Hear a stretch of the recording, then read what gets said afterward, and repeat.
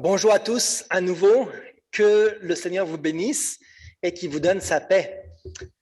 Aujourd'hui, nous allons continuer une série que nous avons commencée la semaine dernière sur le sujet des fréquentations et du mariage. Et le texte clé que nous avons abordé est dans 2 Corinthiens 6 au verset 14. Il est dit « Ne vous mettez pas avec les infidèles sous un joug étranger, car quel rapport y a-t-il entre la justice et l'iniquité, ou qu'y a-t-il de commun entre la lumière et les ténèbres ?»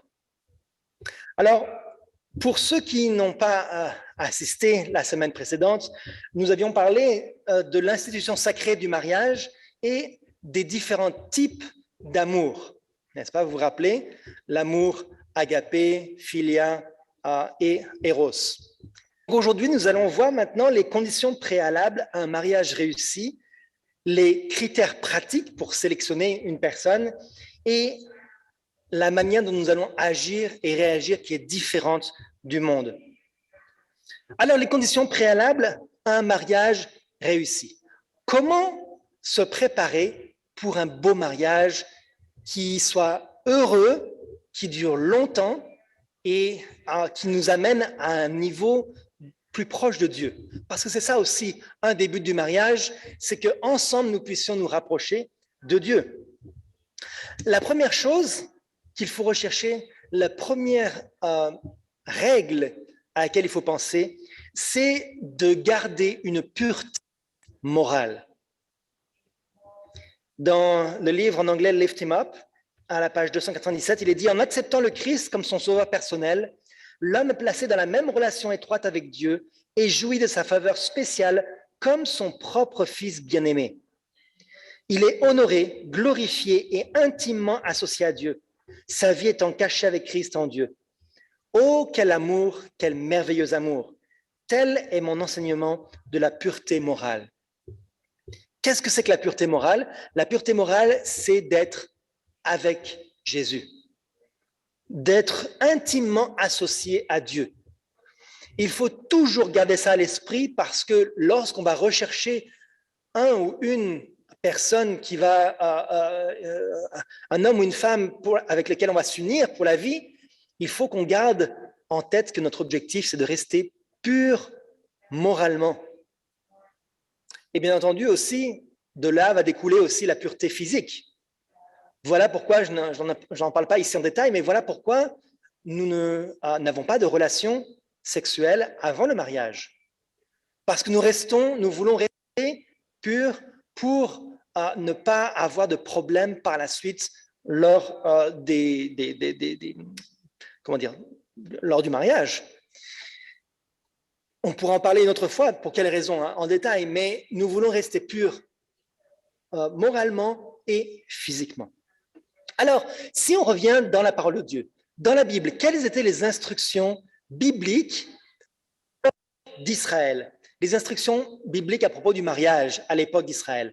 Lorsque le peuple d'Israël était formé par Dieu, lorsqu'il était sorti d'Égypte, vous savez qu'en Égypte, il y avait toutes sortes d'immoralités, et en sortant d'Égypte, Dieu veut mettre à plat tous les principes et enseigner le peuple correctement.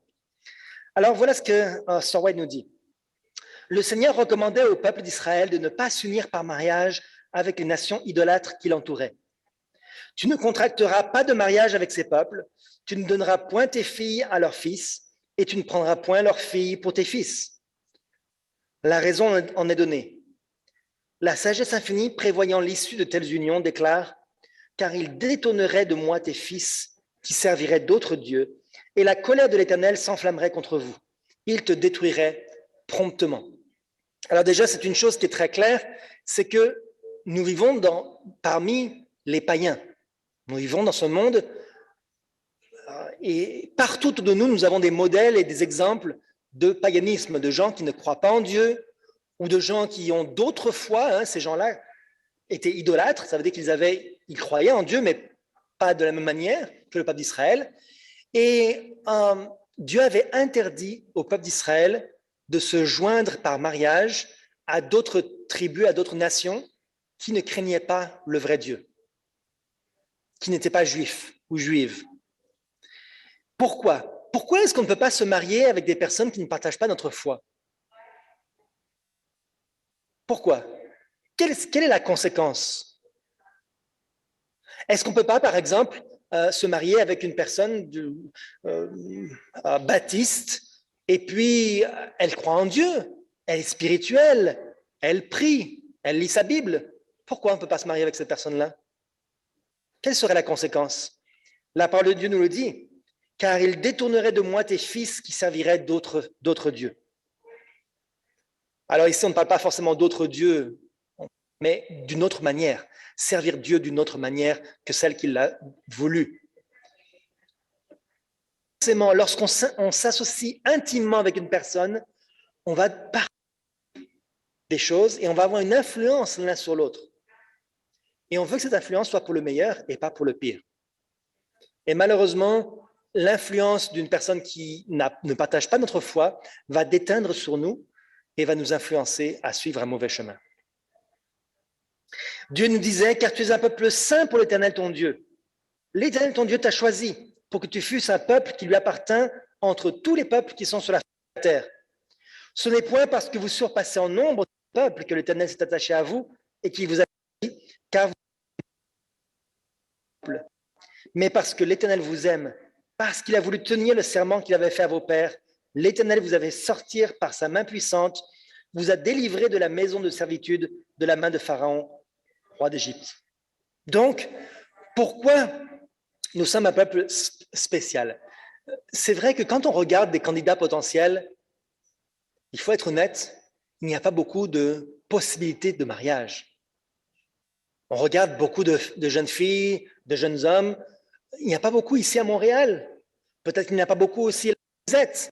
Peut-être que c'est difficile. Il faut voyager, il faut rencontrer des gens. Ce n'est pas une chose aisée. Nous sommes un petit peuple, comme il est dit, vous êtes le moindre de tous les peuples. Mais cependant, Dieu veut que nous restions purs. Pourquoi? Parce que Dieu nous a choisis. Il nous a aimés, il nous a choisis et il veut que nous maintenions cette pureté. Vous savez, si vous avez... mon frère a travaillé dans une chambre stérile. Une chambre stérile, c'est là où on travaille avec les ordinateurs, les composants électroniques, et ils ont besoin absolument 0 molécule de poussière. Okay? Donc, c'est une chambre où il faut se changer, il faut mettre un filet sur les cheveux, changer de chaussures. Il y a une ventilation constante avec une pression négative, c'est-à-dire une pression qui pousse l'air vers l'extérieur de la pièce. Si jamais de la poussière voulait rentrer, elle ne pourrait pas rentrer parce qu'il y a une pression d'air négative. Il y a des filtres, il y a toutes sortes de choses. Un petit peu de poussière, un petit peu de saleté, fait quoi avec quelque chose qui est pur? Ça va contaminer la chose qui est pure. Il faut juste un tout petit peu de saleté pour salir une chose propre. Par contre, une chose propre, si on la met dans la chose sale, est-ce qu'elle va nettoyer la chose sale? Non. Donc, c'est pour ça que Dieu veut que nous restions un peuple pur. Et ce n'est pas une chose facile. C'est un processus qui est difficile. Et il faut que vous gardiez la raison pour laquelle nous devons le faire. Nous ne voulons pas nous salir avec les modes et les méthodes mondaines. Et malheureusement, beaucoup de gens qui considèrent le mariage, et encore même, je le vois dans certains mariages qui vont avoir lieu cet été, de mon entourage ou de ceux que je connais, qui ne font pas des bons choix, qui choisissent de se marier dans le monde en sachant les conséquences qu'ils vont avoir. Alors, est-ce qu'on peut se marier avec un incroyant? Non. Le Seigneur nous le dit très clairement. Le verset d'introduction que nous avons lu dans 2 Corinthiens 6, verset 14, est très clair. Lisons à partir du verset 15. Quel accord y a-t-il entre Christ et Bélial? Bélial étant un faux Dieu. Ou quelle part a le fidèle avec l'infidèle? Lorsque nous allons nous marier, nous allons tout partager. Est-ce qu'on peut partager des choses avec quelqu'un qui n'est pas fidèle à Dieu? Nous n'avons rien à partager. Nous allons vouloir aller quelque part, et l'autre personne va vouloir aller quelque part d'autre. Nous voulons faire une sortie en nature, dans la forêt, l'autre personne va vouloir sortir en boîte de nuit, en discothèque. Nous allons vouloir aller visiter des amis chrétiens, l'autre personne va vouloir visiter des amis mondains et faire des mauvaises choses. Toutes les choses que nous voulons partager ensemble vont diverger et le mariage ne sera pas un mariage uni. Ou alors, on devra faire des compromis. Quel rapport y a-t-il entre le temple de Dieu et les idoles? Car nous sommes le temple du Dieu vivant. Comme Dieu l'a dit, j'habiterai, je marcherai au milieu de vous, je serai leur Dieu et ils seront mon peuple. C'est pourquoi sortez du milieu d'eux et séparez-vous, dit le Seigneur. Ne touchez pas à ce qui est impur et je vous accueillerai. Je serai pour vous un père et vous serez pour moi des fils et des filles, dit le Seigneur Tout-Puissant. Dieu sait mieux que nous ce qui est bon pour nous. Il nous dit, séparez-vous, ne touchez pas à ce qui est impur. Parce qu'il sait les conséquences que cela a. Les mauvais mariages, c'est une des choses les plus pernicieuses au bien-être de l'humanité. Une des choses les plus dangereuses pour le bien-être de l'humanité. Une des choses les plus dangereuses pour l'Église.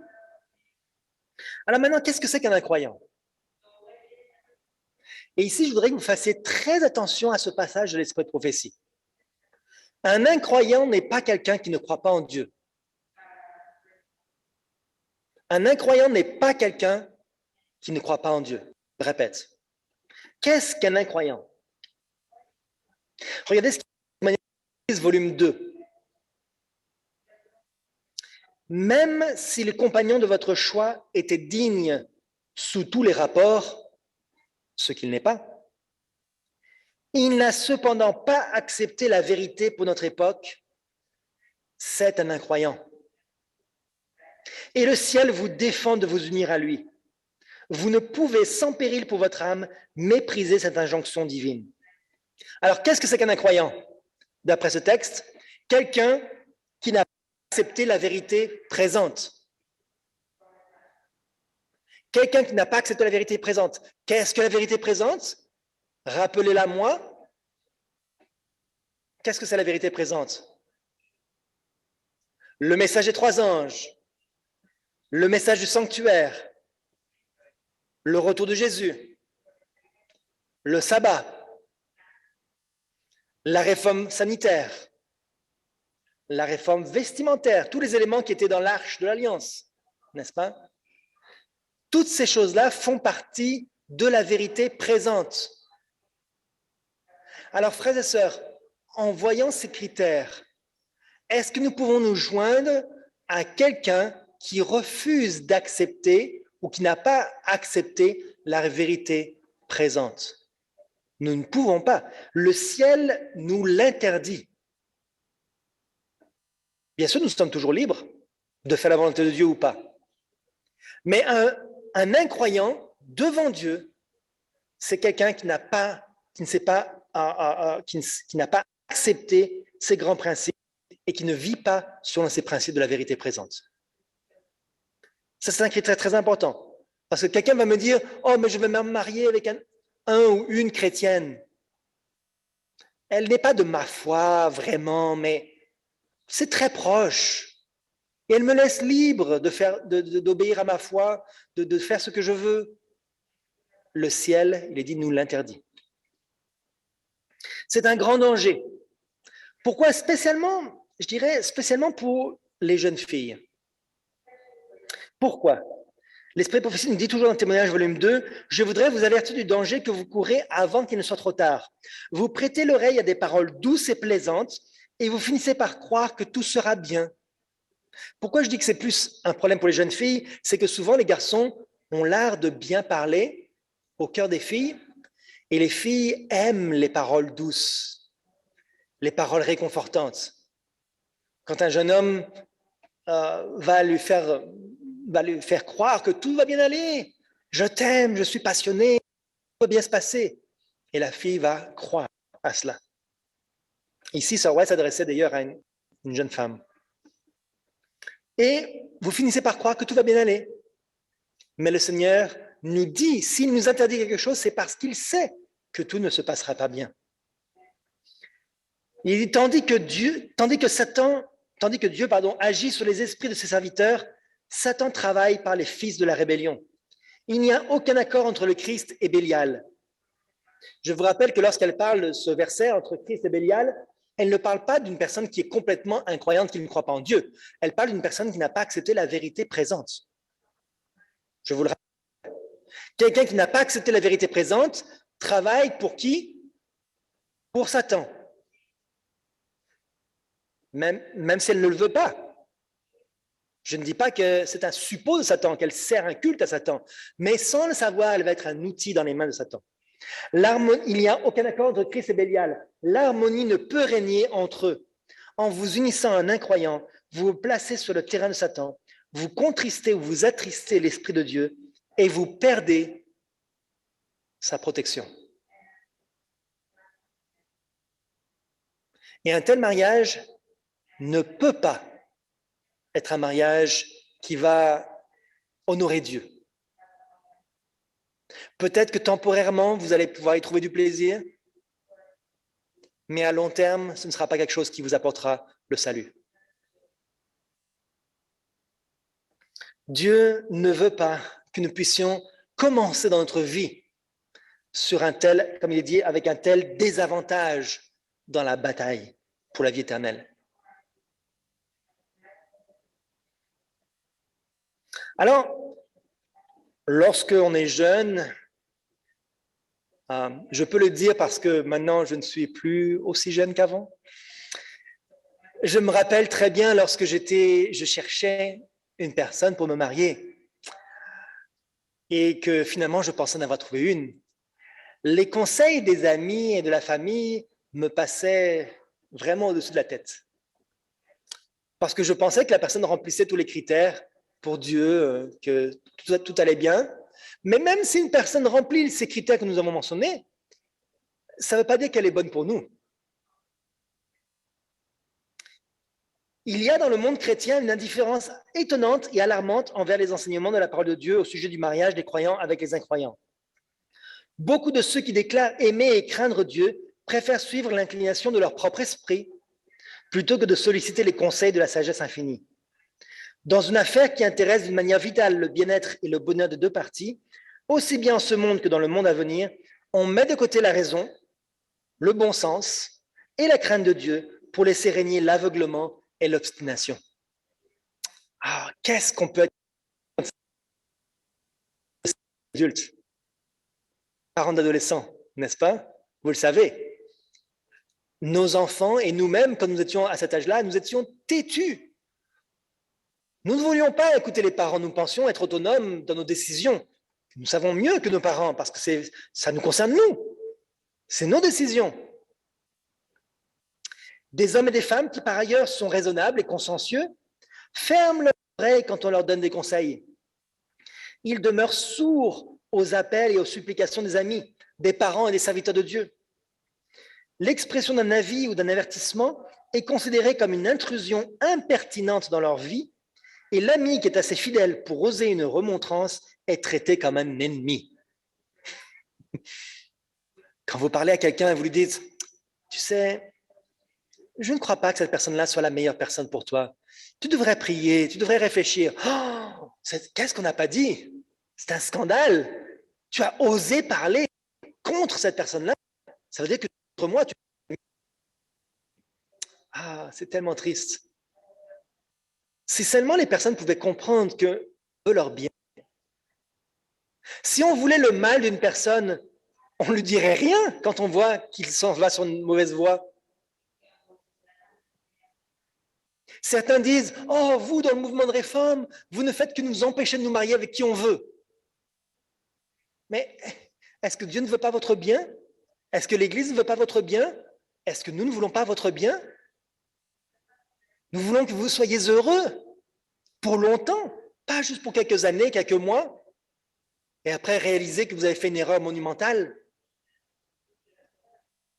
C'est terrible à quel point les gens peuvent mettre de côté les amis et les membres d'église, les frères et sœurs, et même les pasteurs, en disant « Oui, ça c'est ma vie personnelle, laisse-moi tranquille ». Et on traite les frères et sœurs, les amis ou l'Église comme un ennemi. Je l'ai vu ça très souvent. Alors, maintenant, on rentre dans les conseils de manière plus précise. Qu'est-ce qu'il faut voir avant le mariage? Quand on cherche un futur mari, une jeune fille devrait se demander, avant de se marier, toute jeune fille devrait être sûre que celui à qui elle va unir sa destinée en est digne.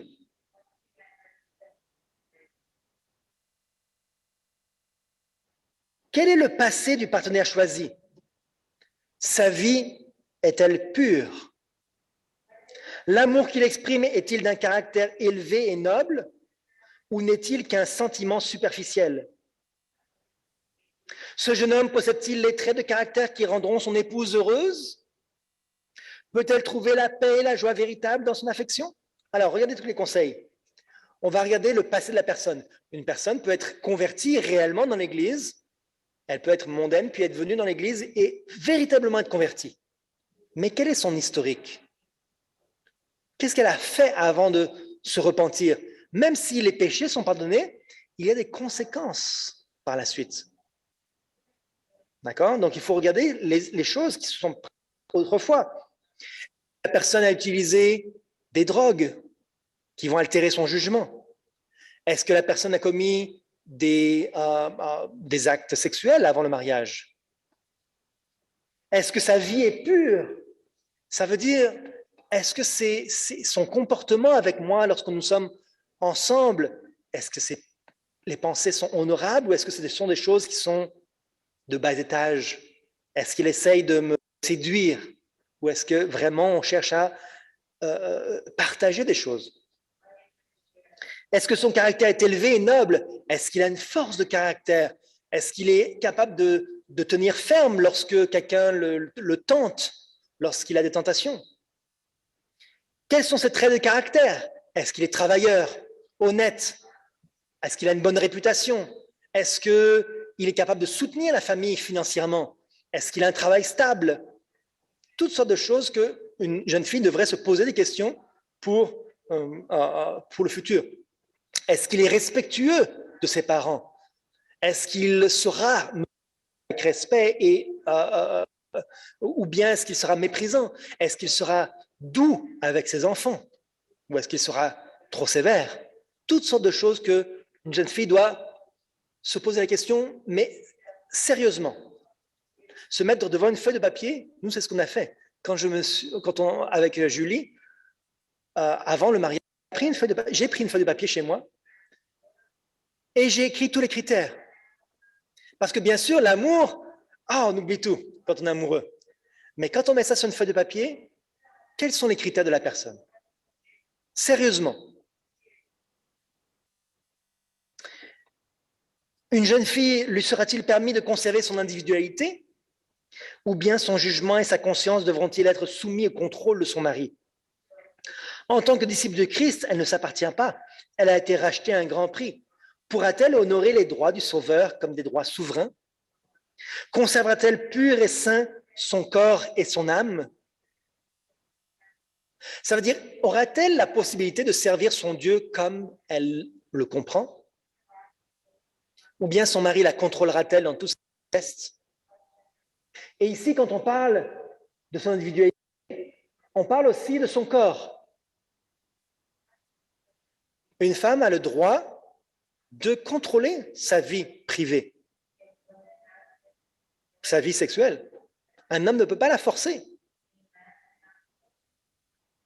Ces questions ont une portée vitale pour le bien-être de toute femme qui contracte un engagement en vue du mariage.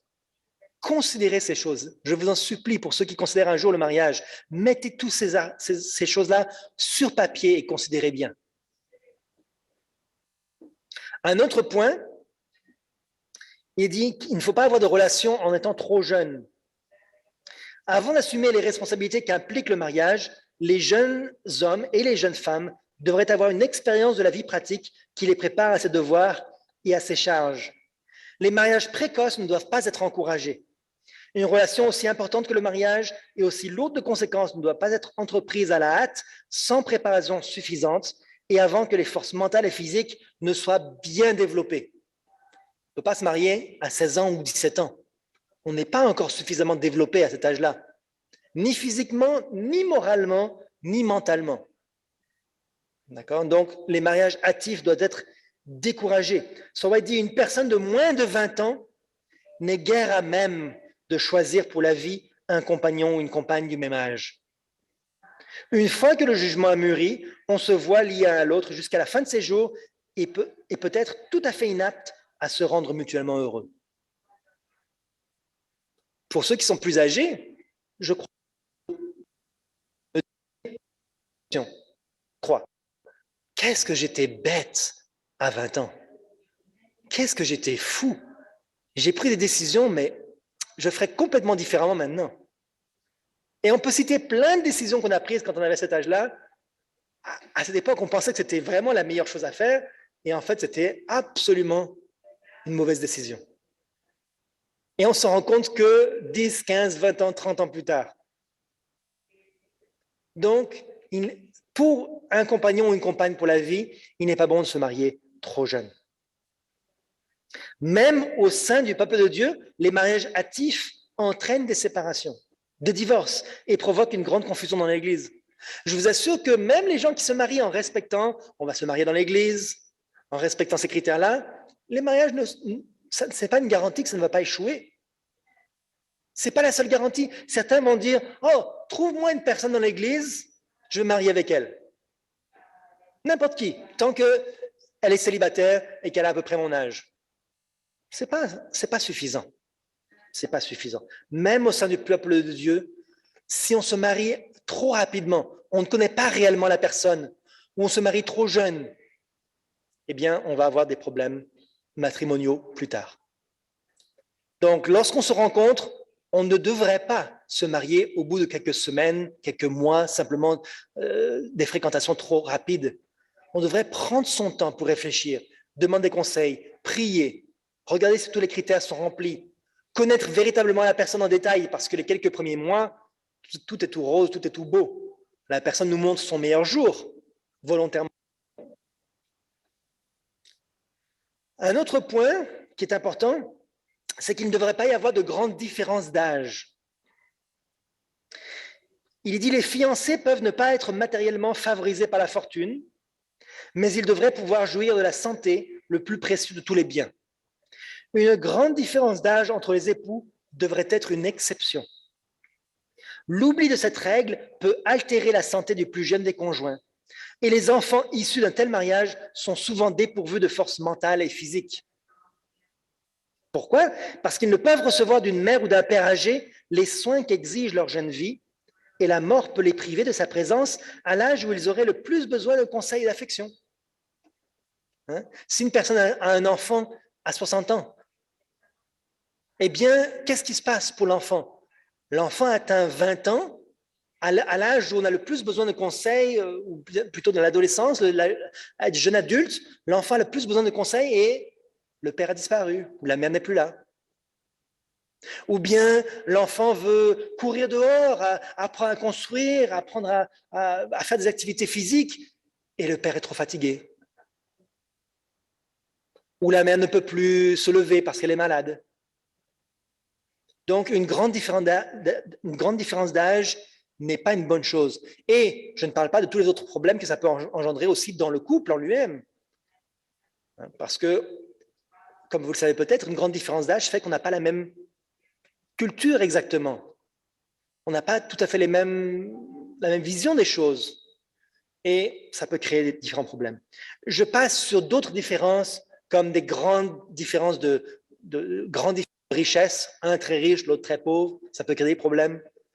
Un d'une culture très forte, l'autre d'une culture très forte, différente, ça peut poser des problèmes. D'accord? Donc, je passe sur ces choses-là, mais vous le savez, ce sont des choses qu'il faut éviter pour, Saint-Paul le dit, la Bible le dit, pour éviter des problèmes conjugaux plus tard. Et chez un jeune garçon devrait rechercher chez une compagne potentielle que la fille sache la vie pratique et réelle, qu'elle ne soit pas une princesse, dans le sens de qu'elle sache travailler avec ses mains, qu'elle sache qu'est-ce que c'est que la vie réelle et pas qu'elle ait été entretenue durant toute sa vie. Il dit, les jeunes filles considèrent la cuisine et les soins du ménage comme des corvées. Pour cette raison, nombreuses sont celles qui se marient et deviennent maîtresses de maison sans avoir la moindre idée des devoirs qui leur incombent comme épouse et comme mère. Elles n'ont aucune idée de ce que c'est que le travail, une vie de travail. Elles ont été préservées, tout a toujours été fait pour elles, elles ont trouvé leur linge repassé, le repas cuisiné, leur chambre nettoyée, durant toute leur enfance. Et donc, à l'âge adulte, elles ne savent pas le faire. Elles pensent que tout leur est dû. Et voilà la société moderne dans laquelle nous vivons. Donc, et encore beaucoup d'autres critères, je ne vais pas trop m'attarder là-dessus, mais beaucoup d'autres critères encore qu'il nous faut considérer pour que nous ayons des candidats potentiels. Alors, comme vous le voyez, ce n'est pas une chose facile. Le mariage est quelque chose pour lequel il nous faut beaucoup réfléchir et beaucoup chercher. Comme je dis toujours, il vaut mieux rester seul qu'être mal accompagné. Jésus a honoré le mariage. Lorsque le mariage est fait selon les critères de Dieu, c'est une bonne chose. Mais il ne faut pas se marier à tout prix, en négligeant les principes que Dieu nous a donnés. Et il vaut mieux rester seul que d'être marié avec une personne qui ne va pas nous aider à être une meilleure personne. Je sais que la société nous pose beaucoup à cela. On a certaines familles, certaines cultures. Oh, si tu n'es pas marié à 30 ans, oh, c'est une honte. Non, frères et sœurs, Jésus n'était pas marié. Ce n'est pas un problème. Je ne dis pas que c'est une recommandation non plus. Chacun doit décider en son âme et conscience. Mais il vaut mieux choisir de ne pas se marier plutôt que se marier avec une personne qui n'est pas adaptée à nous-mêmes, ou bien si nous-mêmes nous ne sommes pas préparés.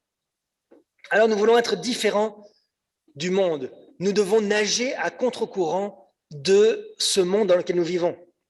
Dans Philippiens 2, versets 14 et 15, il est dit « Faites toutes choses sans murmure ni hésitation ». Lorsque Dieu nous dit « Voilà les critères », nous ne devons pas dire « Oh Seigneur, c'est trop compliqué, je ne trouverai jamais personne ».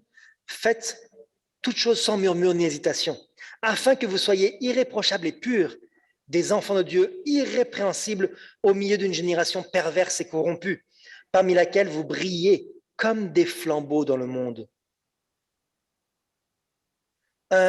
Il est dit, l'Esprit de prophétie nous dit qu'une famille chrétienne est un témoignage des plus puissants dans le monde. Plus puissant que n'importe quel sermon, c'est votre famille. Votre famille pure chrétienne va être le témoignage plus puissant que n'importe quel sermon. Les gens vont vous voir sans même que vous ayez besoin de parler. Lorsque vous allez aller quelque part, les enfants diront « Oh, ces enfants sont bien élevés ». Ils ne viendront pas vous le dire. Peut-être si une personne vient vous... Pour cette personne-là, 10 l'ont remarqué mais ne sont pas venus vous le dire. Mais ils ont été positivement influencés par vos décisions. Un mot pour les couples mariés. Beaucoup parmi nous ne sont pas à la recherche forcément d'un mariage. Mais si vous êtes déjà un couple marié, il est dit il faut donner de l'amour au lieu d'en exiger. Cultivez ce qu'il y a de plus noble en vous et soyez empressés à reconnaître les qualités l'un de l'autre. Le sentiment d'être apprécié est une satisfaction et un stimulant merveilleux. La sympathie et le respect facilitent la marche vers la perfection. Lui-même augmente lorsqu'il vise un idéal toujours plus noble. Lorsqu'on dit à son compagnon, sa compagne, son mari ou sa femme, lorsqu'on lui dit « J'aime tellement cette qualité-là chez toi. J'aime tellement ta simplicité, ton respect, ta manière de gérer les enfants. » Eh bien, peut-être que la personne va dire « Ah, mais je ne suis pas encore parfait de ce côté-là, mais comme ma femme aime tellement ce que je fais avec les enfants, eh bien, je vais essayer d'être encore meilleur. Parce que c'est quelque chose qu'elle aime beaucoup chez moi. » Vous savez, très souvent, on est très prompt à dire ce qui ne va pas chez l'autre, à faire des reproches. Mais il est dit ici, donnez de l'amour. Expliquez ce que vous appréciez chez l'autre. Faites un moment, une session, peut-être cet après-midi, ce soir, en tête-à-tête, faites un moment où vous dites l'un à l'autre ce que vous appréciez le plus. Faites une liste des qualités chez l'autre. Parce que tous les défauts, je suis sûr que l'autre connaît déjà ses défauts. Il sait déjà ce que vous n'aimez pas chez lui. Mais faites une liste de toutes les qualités qu'il apprécie. Et quand surviennent les difficultés, les soucis et les découragements, n'entretenez pas la pensée que votre union est une erreur. Soyez déterminés à être l'un pour l'autre tout ce que vous pouvez être. Continuez à vous prodiguer les attentions des premiers jours. De toute manière, encouragez-vous mutuellement dans le combat de la vie. Appliquez-vous à augmenter le bonheur l'un de l'autre. Cultivez l'amour et l'indulgence. Le mariage sera alors le commencement du bonheur au lieu d'en être la fin. La chaleur de l'amitié est véritable. L'amour qui unit deux cœurs est un avant-goût des joies célestes. Vous savez, lorsqu'on est dans un mariage heureux, nous vivons un petit peu comme dans le ciel. C'est un avant-goût des joies célestes. Si je vous demande dans votre mariage, est-ce que vous êtes heureux? Est-ce que vous voulez continuer? Est-ce que vous imaginez le ciel comme étant votre foyer, votre mariage? Combien peuvent me dire qu'ils voudraient que le ciel soit exactement comme maintenant, en ce moment, dans leur mariage? Frères et sœurs, je l'espère. Je l'espère que vous pourrez le dire si vous avez suivi ces conseils d'avoir de la tolérance l'un envers l'autre, des mots gentils au lieu des mots d'accusation. Et même pour les bonnes choses, il est dit, de très nombreux cas, les parents ont abusé des privilèges du mariage et par leur indulgence ont renforcé leur passion animale. C'est le fait de porter à l'excès ce qui est licite qui en fait un péché grave. Donc, un des privilèges du mariage, c'est d'avoir des relations intimes. Et certains ont abusé de cela, ont renforcé leur passion animale en abusant comme les mondains, en pensant que c'est la seule chose qui compte, en utilisant l'autre. Et c'est le fait de porter à l'excès ce qui est licite, ce qui est autorisé par Dieu, qui en fait un péché grave. Certains vont forcer l'autre et vont abuser de leur relation matrimoniale. Faisons attention, frères et sœurs. Nous devons être modérés en toutes choses. Notre rôle dans ce monde, c'est d'être les témoins de Dieu. Nous devons être des témoins de Jéhovah.